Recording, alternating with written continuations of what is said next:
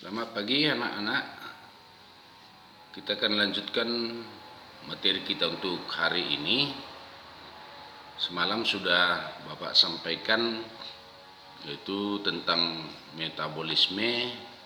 Kita tahu metabolisme itu dibagi menjadi katabolisme dan anabolisme.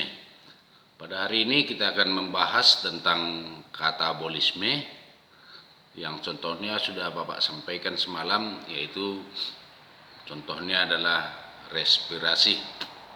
Pagi ini kita akan membahas tentang tahapan respirasi aerob, ya, tahapan respirasi yang menggunakan oksigen. Nah, pada tahapan respirasi aerob itu kita bagi menjadi 4 tahap.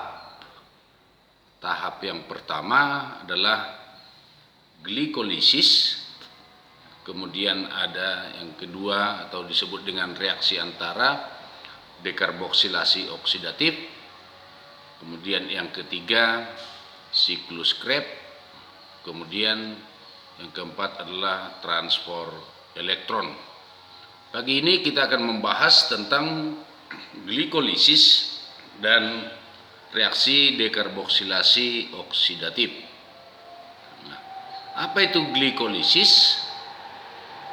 Glikolisis adalah proses pengubahan glukosa yang mempunyai 6 atom C menjadi asam piruvat yang mempunyai 3 atom C.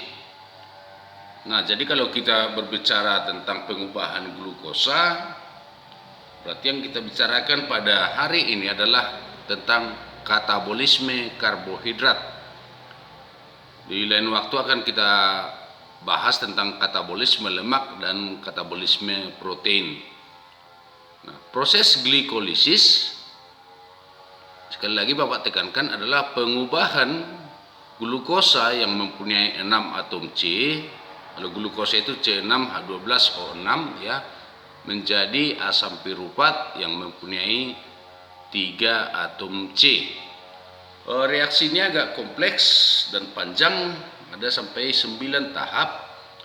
Tetapi yang mau kita lihat di situ adalah produk atau hasil daripada proses glikolisis. Ya, setelah glukosa itu diubah, apa yang dihasilkan, itu yang mau kita lihat, ya. Dalam proses glikolisis, pertama Bapak sampaikan tempatnya berlangsung di sitoplasma. Sekali lagi, glikolisis itu berlangsung di sitoplasma, ya. Produk daripada glikolisis yang penting yang mau kita lihat adalah satu, glikolisis itu menghasilkan ATP. Ada berapa banyak ATP? Kalau kamu lihat nanti di gambar yang sudah Bapak kirimkan di classroom, dalam proses glikolisis ada 2 ATP yang dihasilkan. Namun kalau di gambar itu bisa kamu lihat itu dihasilkan 4. Kenapa jadi 2? Karena 2 ATP yang dihasilkan dalam proses glikolisis itu akan dipergunakan sebagai energi untuk masuk ke mitokondria. Selain 2 ATP yang dihasilkan, dalam proses glikolisis juga dihasilkan 2 NADH. Ya, 2 NADH. Kemudian dihasilkan juga 2 asam piruvat. Dari 1 molekul glukosa itu kan akan dihasilkan dalam proses glikolisis 2 ATP, 2 NADH, dan 2 asam piruvat. Nah, selanjutnya hasil daripada proses glikolisis itu asam piruvatnya akan masuk ke reaksi dekarboksilasi oksidatif. Bisa kamu lihat di materi yang sudah ada di classroom, bahwa reaksi dekarboksilasi oksidatif, ya, asam pirupatnya itu akan diubah, dan dalam proses dekarboksilasi oksidatif itu yang berlangsung di matriks mitokondria itu akan dihasilkan 2 NADH, 2 CO2, 2 asetil koenzim A.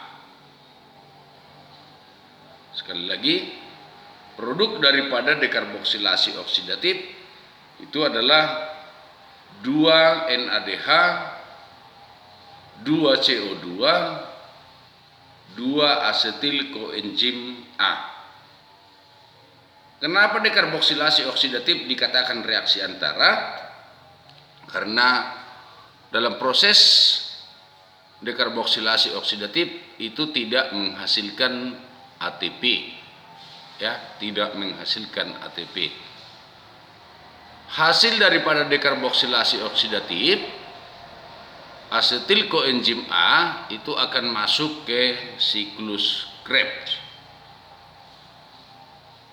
Jadi untuk pagi ini yang perlu kamu pelajari itu adalah glikolisis dan dekarboksilasi oksidatif.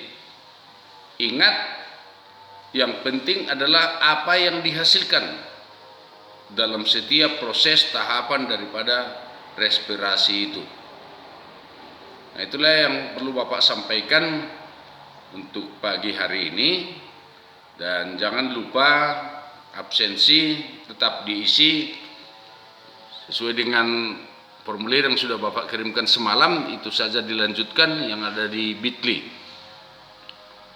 Tetap semangat dan belajar dengan baik, jaga kesehatan, ya, dan horas.